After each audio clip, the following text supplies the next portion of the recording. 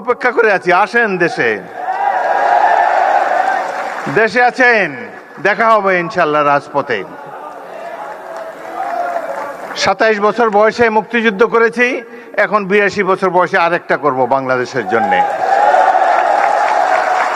বাংলাদেশে জনগণের শাসন, গণতন্ত্র চিরস্থায়ী করে যাব আমরা। ভুল তো মানুষ করেই, নিশ্চয়ই এখানে ডকুমেন্টারিতে অনেক ভুল আছে। প্রথম ভুল আমি দেখেছি, সেখানে তো আবু সাঈদের ছবিই নাই। আবু সাঈদ এই বিপ্লবের প্রতিচ্ছবি, প্রতীক। তার ছবি না থাকলে এটা কোনো ডকুমেন্টারি হলো না। সেখানে আরো নাই দেশনেত্রী বেগম খালেদা জিয়ার ছবিও তো নাই। সুতরাং কিছু ভুল হয়েছে এবং এই ভুল মাননীয় মন্ত্রী জোর হাতে স্বীকার করেছেন, ক্ষমা চেয়েছেন, বারংবার ক্ষমা চেয়েছেন। তারপর তো শান্ত হওয়া উচিত এই ধরনের একটা জাতীয় অনুষ্ঠানে। এটাকে পুষে সংসদের মতো একটা ওয়াকআউট, এটি বাঞ্ছনীয় নয়। আমি লক্ষ্য করেছি মাননীয় সংসদ সদস্য আক্তার, তিনি তার অনুসারীদেরকে প্রশমিত করার চেষ্টা করেছেন, কিন্তু বাংলাদেশের নেতাকে তো মানে না সহজে অনুসারীরা।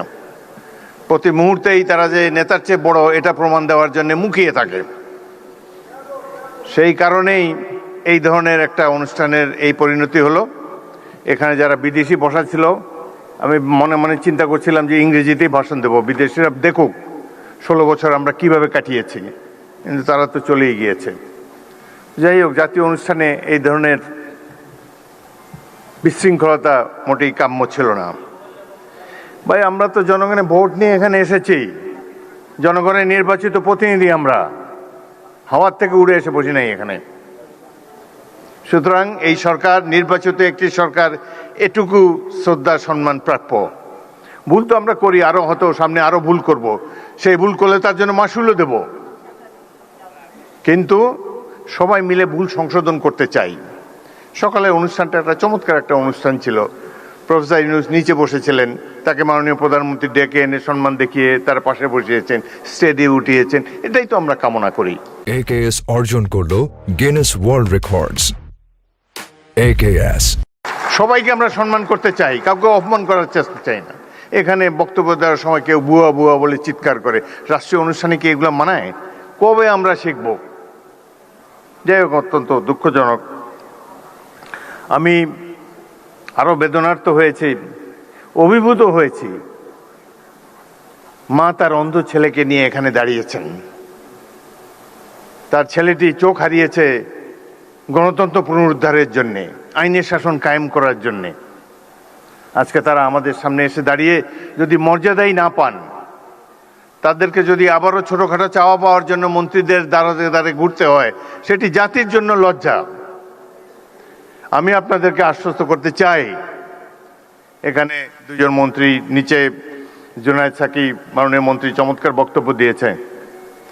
এই সরকার তো আপনাদের নির্বাচিত সরকার, আমরা ভুল করলে আমাদেরকে শুধরিয়ে দিবেন। আমরা তো আর আওয়ামী লীগ হতে পারবো না, হতেও চাই না। আওয়ামী লীগের দেখেন, তাদের কোনো অনুশোচনা নাই। এত অন্যায়, অবিচার, খুন, গুম, মানি লন্ডারিং, হত্যা, নির্যাতন, আয়নাঘর, এতে তারা কোনো লজ্জাবোধ করে না তো। আবার বলে যে ডিসেম্বর মাসে আসেন, দেশে এসে পদার্পণ করবেন। আমরা অপেক্ষা করে আছি, আসেন দেশে। দেশে আছেন, দেখা হবে ইনশাল্লাহ রাজপথে। 27 বছর বয়সে মুক্তিযুদ্ধ করেছি, এখন 82 বছর বয়সে আরেকটা করব বাংলাদেশের জন্যে। বাংলাদেশে জনগণের শাসন, গণতন্ত্র চিরস্থায়ী করে যাব আমরা।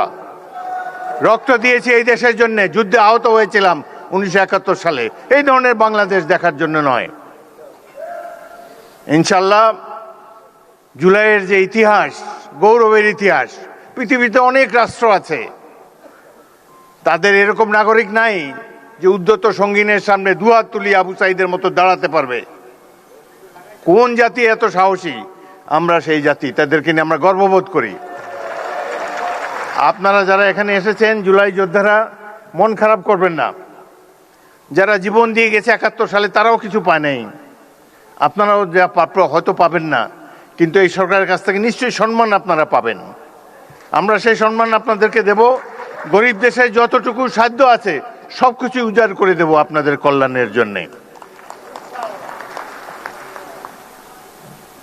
বাংলাদেশের এই সরকারের সবচাইতে গুরুত্বপূর্ণ কাজ জুলাইতে যারা আত্মাহুতি দিয়েছে সেই সব পরিবারের রক্ষণাবেক্ষণ করা, এটাই সবচাইতে পবিত্র দায়িত্ব। যারা আহত, চোখের দৃষ্টি হারিয়েছে, অঙ্গ হারিয়েছে, তাদেরকে সুস্থ করে তোলা এই সরকারের পবিত্র দায়িত্ব। ইনশাল্লাহ আমরা সবাই মিলে সেটি পালন করব।